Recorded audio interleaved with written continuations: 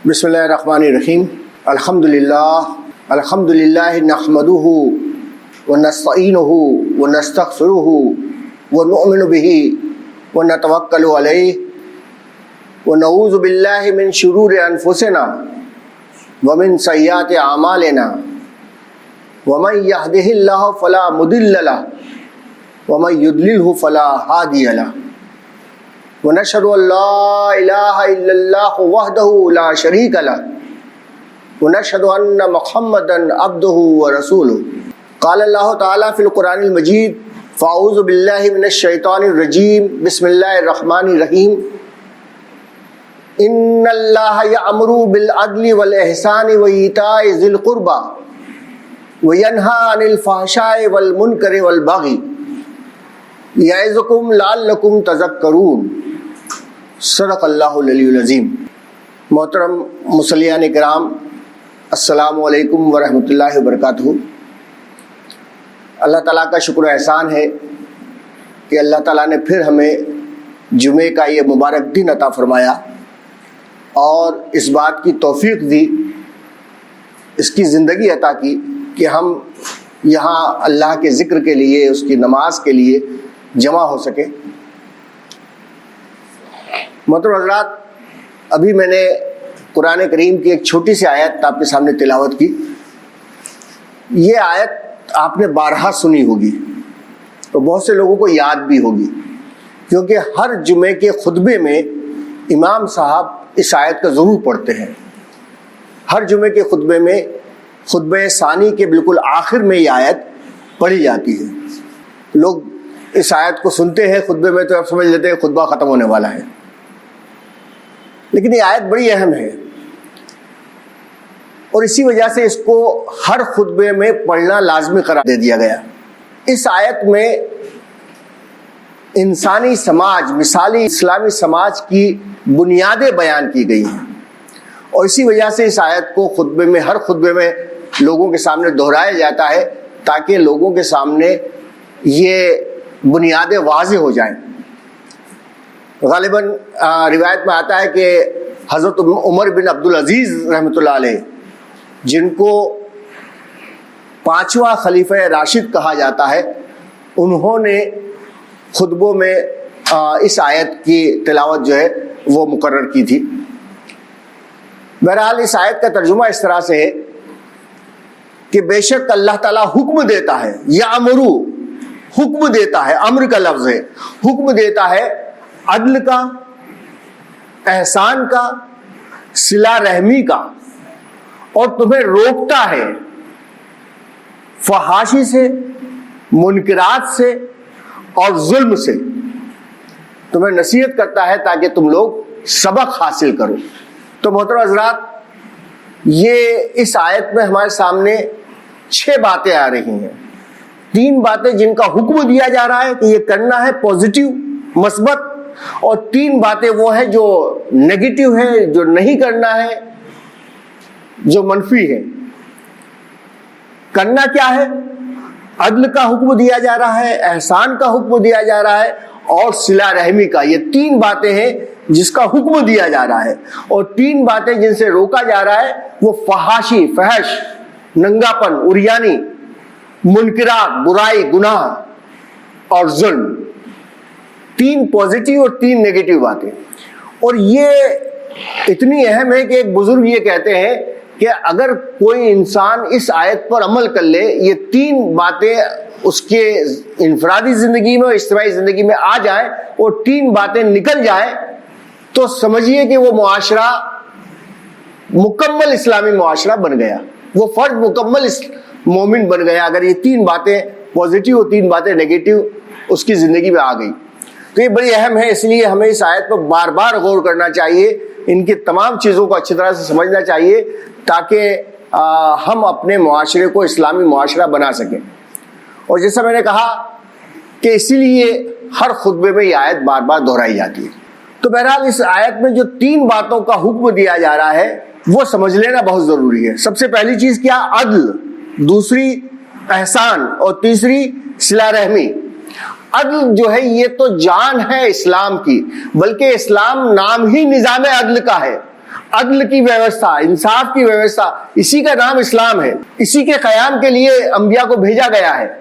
سورہ حدید اگر آپ پڑھیں تو سورہ حدید میں آتا ہے کہ اللہ تعالیٰ نے پیغمبروں کو بھیجا، اللہ تعالیٰ نے آسمان سے لوہا اتارا، کس لیے اتارا؟ تاکہ تمام انسان عدل پر قائم ہو جائے۔ اللہ تعالیٰ فرماتا ہے یا ایھا الذین آمنوا کونوا قوامین بالقسط، اے لوگوں جو ایمان لائے ہو اس قسط پر یا عدل پر قائم ہو جاؤ اور عدل کا نظام قائم کر دو۔ تو یہ عدل کا نظام تو بنیادی تعلیم ہے جو اسلامی نظام کے تحت ہمارے سامنے آتی ہے۔ اب کیا ہے یہ عدل؟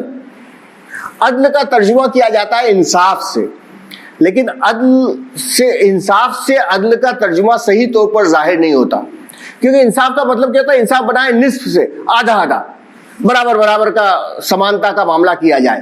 انصاف میں، عدل میں صرف سمانتا نہیں ہے، عدل میں ہے جس کا جو حق ہے وہ حق اسے دیا جائے، جس کا جو حق آتا ہے۔ کسی کا حق اگر زیادہ ہے تو زیادہ دیا جائے، کسی کا حق اگر کم آتا ہے تو کم دیا جائے۔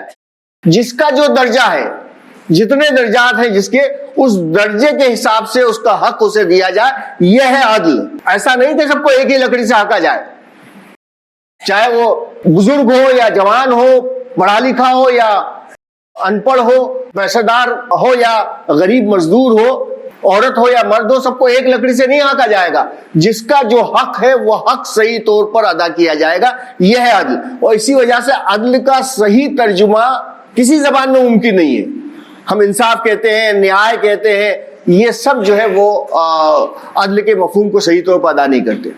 تو جیسا میں نے کہا کہ ہر ایک کا حق جو ہے وہ حق برابر صحیح طور پر ادا کیا جائے۔ بہت سارے درجے ہیں اس کے۔ ایک درجہ یہ ہے کہ انسان کا اپنے اور اپنے رب، اپنے پیدا کرنے والے کے درمیان عدل، یہ بہت ضروری ہے۔ وہ اور اس کا پیدا کرنے والے کے درمیان عدل کا یہ معاملہ کہ کتنا اسے اپنی ذات کو توجہ دینا ہے، اپنی ذات کا حق ادا کرنا ہے، اور کتنا اللہ کا حق ادا کرنا ہے۔ کبھی کبھی یہ ہوتا ہے کہ آدمی اپنی ذات کو، اپنی خواہشات کو، اپنی اچھاؤں کو، اپنے گھر والوں کو اتنی اہمیت دے دیتا ہے کہ اللہ کے احکامات ٹوٹ جاتے ہیں، اللہ کے احکام وہ ہو جاتے ہیں۔ تو کتنا اپنی ذات پر توجہ دینا ہے اور کتنا اللہ تعالیٰ کے احکام پر توجہ دینا ہے۔ ظاہر ہے کہ اپنی ذات کے لیے نیند بہت ضروری ہے، سونا ایک بڑی وہ ہے۔ قرآن میں خود اللہ تعالیٰ کہتا ہے کہ ہم نے نیند کو باعث سکون بنایا ہے۔ ٹھیک ہے، نیند ضروری ہے، لیکن ایک حد تک۔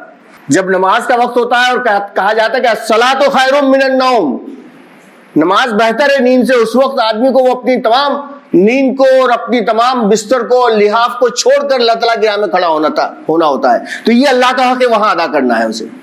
جہاں اپنا حق تھا، جہاں تک رات کو سونے کا، وہ حق ادا کیا۔ اب اللہ کا حق آیا، اسے اللہ کا حق ادا کرنا ہے۔ پیسہ ہے اس کے پاس، خوب کھا رہا ہے، پی رہا ہے، خوب اس کو استعمال کر رہا ہے، جائز ہے، کہیں کوئی اس پر رکاوٹ نہیں ہے۔ لیکن جب اللہ تعالیٰ کو حکم آیا کہ اس میں سے زکوٰۃ نکالنا ہے تمہیں 2.5%، اب وہ نکالنا ہے، وہ اللہ کا حق ہے، وہ اسے پورا کرنا ہے۔ تو کہنے کا مطلب یہ ہے کہ اللہ کے اور اپنے درمیان عدل قائم کرنا، جو اللہ کا حق ہے وہ صحیح طور پر ادا کرنا۔ نمبر 2، اپنے اور دوسری تمام مخلوقات کے درمیان عدل قائم کرنا۔ میں اکیلا نہیں آیا ہوں اس دنیا میں، میرے ساتھ بہت سارے لوگ موجود ہیں، میرے گھر والے لوگ موجود ہیں، میرے پڑوسی کے لوگ موجود ہیں، میرے اہل ملک کے لوگ موجود ہیں، بلکہ تمام دوسری مخلوقات انسان کے علاوہ موجود ہیں۔ ان تمام لوگوں کے ساتھ مجھے عدل کا معاملہ کرنا ہے۔ گھر میں آپ دیکھیں، شوہر کے ساتھ بیوی کس طرح سے عدل کا معاملہ کرے، بیوی کے ساتھ شوہر کس طرح سے عدل کا معاملہ کرے، بچوں کے ساتھ کس طرح کا عدل ہونا چاہیے، اور دوسرے ہمارے اہل پڑوسیوں کے ساتھ کس طرح کا معاملہ ہونا چاہیے۔ اس معاملے میں ہم اکثر دیکھتے ہیں کہ پڑوسیوں کے ساتھ ہم بالکل عدل کا معاملہ نہیں کرتے، پڑوسی ہم سے نالا اور پریشان ہو جاتے ہیں، یعنی ہم بغیر وہ سمجھے اس کو ایک فن سمجھتے ہیں، اس کو ہماری اپنی صلاحیت سمجھتے ہیں کہ ہم پڑوسیوں کی زمینوں کو یا سرکاری زمینوں کو استعمال کر کے اپنے گھروں کے اندر لے لیں۔ اس کو سمجھتے ہیں ہاں دیکھو میں تو کتنا عقل والا ہوں، میں نے یہ سب استعمال کر لیا۔ یہ عدل کے خلاف ہے۔ آپ اپنے پڑوسی کو تکلیف دے رہے ہو۔ پڑوسی کا حق تو اتنا بیان کیا گیا کہ صحابہ یہ کہنے لگے کہ ہمیں یہ ڈر لگنے لگا کہ کہیں ایسا نہ ہو کہ پڑوسیوں کو وراثت میں شامل کر دیا جائے۔ یہ حق ہے ان کا جو ادا کرنا ہے۔ یہاں تک کہ یہ کہا گیا کہ اگر تم پھل لے کر آئے ہو تو اس پھل کے چھلکے اپنے گھر کے باہر نہ پھینکو کہ کہیں ایسا نہ ہو کہ پڑوسی کے بچے ان چھلکوں کو دیکھ کر وہ محسوس کرے کہ ہمارے گھر میں پھل نہیں آئے، پڑوسی کے گھر میں پھل آئے۔ یہ کہا گیا کہ اگر تم سالن بنا رہے ہو تو تھوڑا سا پانی اس میں زیادہ ملا دو اور تھوڑا سا اپنے پڑوسی کو پہنچا دو۔ یہ حق ہے ادا کرنا ہے، یہ ہے عدل، اپنے اور اپنے تمام دوسرے لوگوں کے ساتھ، اپنے گھر والوں کے ساتھ، پڑوسیوں کے ساتھ، اہل ملک و اہل وطن کے ساتھ، مسلم ہو یا غیر مسلم ان کے ساتھ، بلکہ تمام مخلوقات کے ساتھ۔ یہ دوسرا عدل کا وہ تھا۔ تیسرا عدل ہے اپنی ذات کے ساتھ عدل، اپنے آپ کے ساتھ عدل۔ یہ بھی بہت ضروری ہے۔ آدمی اس معاملے میں سمجھتا ہے میں کھا رہا ہوں ماوا گٹکا، میں سگریٹ پی رہا ہوں، میں تمام منشیات اور ڈرگس کا استعمال کر رہا ہوں، کیا ہے؟ میرا اپنی ذات ہے، میری اپنی مرضی ہے، میرا اپنا جسم ہے۔ نہیں، آپ کے جسم کا بھی آپ پر حق ہے، اسے بھی عدل کے ساتھ ادا کرنا ہے۔ آپ اپنے جسم کو نقصان نہیں پہنچا سکتے۔ آپ تمباکو اور پان اور سگریٹ اور ڈرگس اور اس کے ذریعے سے اپنے آپ کو نقصان پہنچاؤ، یہ اسلام پسند نہیں کرتا۔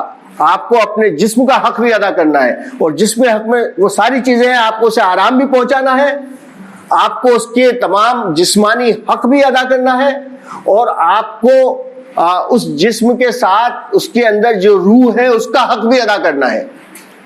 تو یہ جسم نہ آپ کا ہے نہ یہ روح آپ کی ہے، یہ سب امانت ہے جو اللہ تعالیٰ کی طرف سے آپ کو ملی ہوئی ہے، اور اس جسم کا جس طرح سے اسلام استعمال کرنے کی بات کرتا ہے وہ ہمیں کرنا ہے۔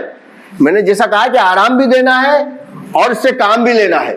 آپ یہ دیکھیں رمضانوں میں کھانا کھانا اس جسم کی ضرورت ہے اور جسم کے لیے ضروری ہے اور اس کا حکم دیا گیا ہے، لیکن رمضان میں کہا نہیں، صبح صادق سے لے کر مغرب تک نہیں کھانا ہے، وہ جسم کا حق ہے۔ آدمی تھکا ہوا ہے دن بھر کے روزے کے بعد، لیکن کہا رات کو تراویح کے لیے 20 رکعتوں کے لیے کھڑا ہونا ہے، اپنے جسم کو تھکانا ہے۔ تو یہ جسم کا اپنے آپ کا حق ادا کرنا، یہ بھی عدل کے اس میں شامل ہے۔ چوتھا عدل ہے وہ عدل جو عام طور پر ہم کہتے ہیں دو فریقوں کے درمیان عدل۔ اگر دو فریقوں کے درمیان کچھ جھگڑا ہو جاتا ہے، کچھ معاملہ ہو جاتا ہے، چاہے وہ ہمارے پڑوسی ہوں، چاہے باہر کے لوگ ہوں یا کچھ ہو، ان کے درمیان ہم صحیح طور پر انصاف کے ساتھ عدل کے ساتھ معاملہ کریں۔ اگر کہیں ہمیں ایسا موقع آتا ہے ہمارے گھر میں، ہمارے محلے میں، ہمارے آس پاس کہیں دو لوگوں کے بیچ میں یہ ہے، تو یہ ہماری ذمہ داری ہے کہ ہم انصاف اور عدل کے ساتھ ان کے درمیان معاملہ کریں۔ گھروں میں ہو جاتا ہے، کبھی اپنے بھائیوں کے ساتھ معاملہ ہو جاتا ہے، بھائیوں کے آپس میں معاملہ ہو جاتا ہے، چچاؤں اور ان کے درمیان معاملہ ہو جاتا ہے۔ اس وقت انصاف کا تقاضا یہ ہے کہ ہم صحیح طور پر جس کا ہے، چاہے وہ اگر ہمارا بیٹا ظالم ہے یا ہمارے بیٹے نے کچھ کمزوری ہے اور دوسرا سامنے والا جو ہے وہ حق پر ہے، تو ہمیں اس کا ساتھ دینا ہے اپنے بیٹے کے مقابلے میں۔ یہ ہے عدل دو فریقوں کے درمیان۔ اور اسی طرح سے عدالتوں میں یا جہاں بھی اس طرح کا کوئی معاملہ آتا ہے، وہاں جو بھی صحیح گواہی یا جو بھی صحیح معاملہ ہے وہ ہمیں ادا کرنا ہے۔ تو یہ 4 طرح کے عدل ہیں جو ہمارے سامنے آتے ہیں، کہ اپنے اور اپنے اللہ کے درمیان عدل، اپنے اور تمام دوسری مخلوقات کے درمیان عدل، اپنی ذات کے ساتھ عدل، اور دو فریقوں کے درمیان عدل۔ آپ دیکھیں اس عدل کی ایک ڈیفینیشن میں ساری چیزیں آ جاتی ہیں اگر انسان ذرا غور کرے۔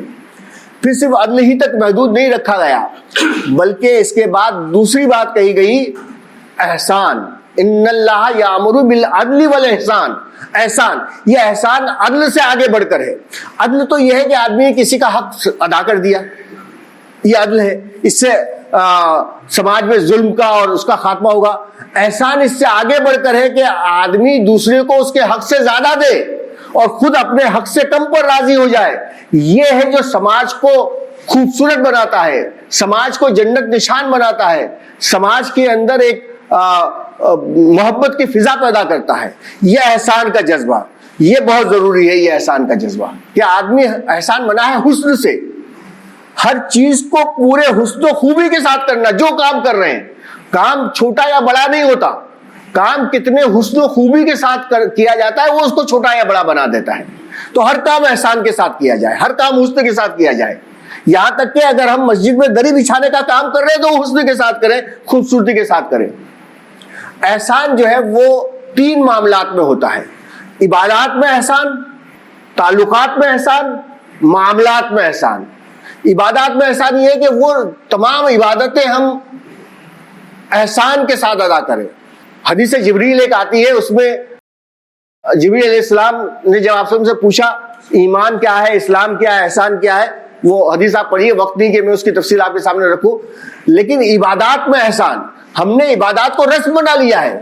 نماز پڑھ لیتے ہیں بس 5 وقت مسجد میں آگے نہیں کہ اگر توفیق مل گئی تو اٹھک بیٹھک کر لی، کچھ چیزیں کر لی، کبھی اس کا احساس نہیں ہوتا کہ نماز کس لیے ہم پڑھ رہے ہیں. قرآن تو کہتا ہے ان الصلاۃ تنہا عن الفحشاء والمنکر، بے شک نماز روکتی ہے بے حیائی اور بری باتوں سے. ذرا ہم غور کرتے ہیں کہ ہماری نماز روک رہی ہے ہمیں بے حیائی اور بری باتوں سے. کیا حق ادا کر رہے ہیں نماز کا؟ کتنے حسن و خوبی کے ساتھ نماز ادا کر رہے ہیں، کتنے خشوع و خضوع کے ساتھ نماز ادا کر رہے ہیں. ہمارے رکوع، ہمارے سجدے، ہمارا قیام کتنا اللہ کے لیے ہوتا ہے. اسی طرح سے دوسری تمام عبادت، چاہے وہ روزہ ہو، زکوٰۃ ہو، حج ہو، کتنے حسن و خوبی کے ساتھ کرتے ہیں ہم. آپ نے فرمایا کہ نماز کو احسان کے ساتھ پڑھو، اور احسان یہ ہے نماز میں کہ اس طرح سے نماز پڑھو گویا کہ تم اللہ کو دیکھ رہے ہو، اللہ تمہارے سامنے موجود ہے، تم اللہ کو دیکھ رہے ہو، اس طرح سے نماز پڑھو. تو وہ کیفیت آنی چاہیے. اور اگر یہ احساس نہ ہو تو کم از کم اتنا احساس تو ہو کہ اللہ تمہیں دیکھ رہا ہے، اللہ کے سامنے تم ہاتھ باندھے کھڑے ہو، اللہ کے سامنے اپنے رکوع میں جھکے ہوئے ہو اور اس کے سامنے اپنا پیشانی اور اپنی ناک رگڑ رہے ہو. یہ احساس ہونا چاہیے. تو یہ احسان کا ہونا چاہیے عبادات میں. اسی طرح سے چاہے روزہ ہو، زکوٰۃ ہو، حج ہو، کوئی عبادت ہو، یہ احسان کا جذبہ ہونا چاہیے. دوسرا یہ ہے کہ معاملات میں احسان.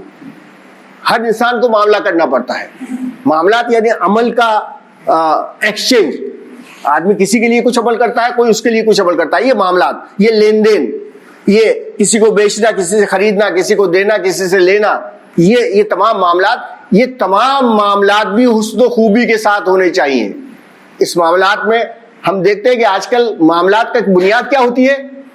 کتنا مجھے زیادہ زیادہ مل جائے، میں کتنا زیادہ زیادہ حاصل کر لوں، میرا گھر کس طرح سے بڑھ جائے، میری تجوری کس طرح سے بڑھ جائے. بس یہی معاملات میں ایک چیز ہوتی ہے.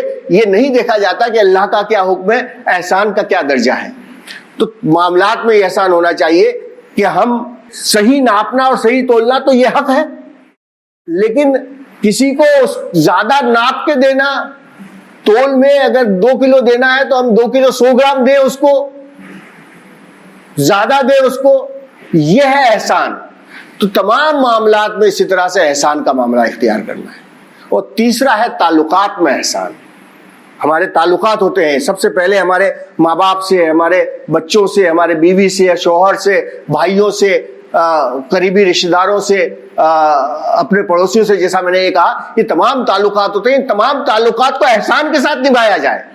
صرف تعلقات کو نبھانا تو ایک خشک وہ ہے کہ جس سے سماج صحیح رہے گا، لیکن احسان کے ساتھ نبھایا جائے.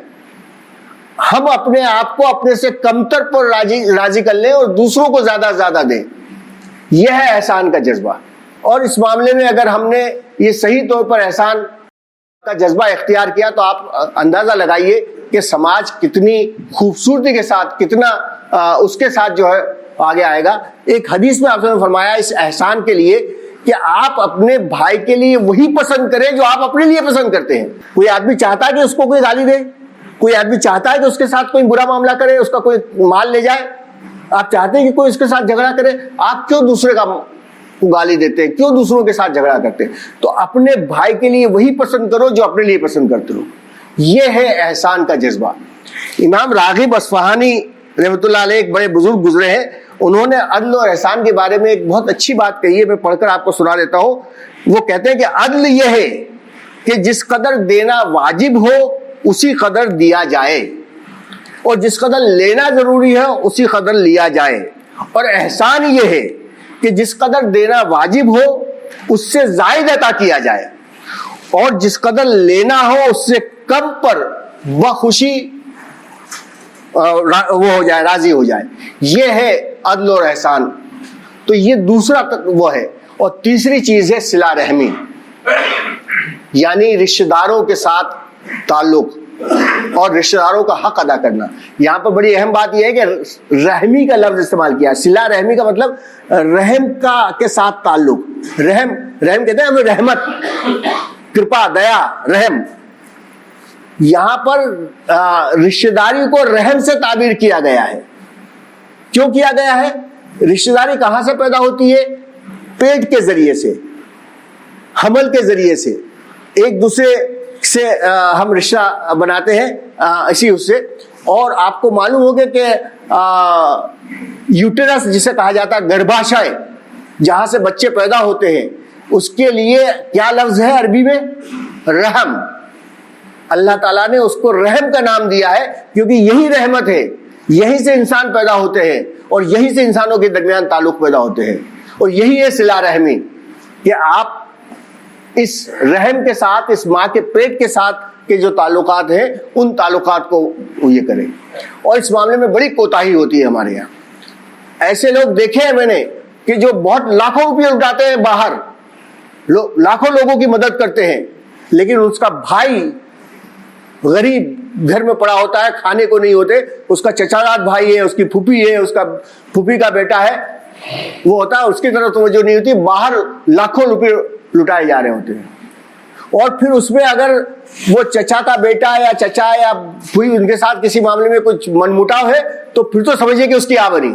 یہ ہے صلہ رحمی، کہ آپ جو ہے وہ جتنا باہر کے لوگوں کا خیال رکھتے ہیں اس سے زیادہ آپ اپنے گھر والوں کا خیال رکھیں. اور اس میں بھی خاص طور پر یہ کہ وہ رشتہ دار، وہ قریبی رشتہ دار جن سے آپ کا کچھ کسی وجہ سے انبنا ہو رہا ہے، ان کو آپ زیادہ سے زیادہ اپنے اس میں سے دیں.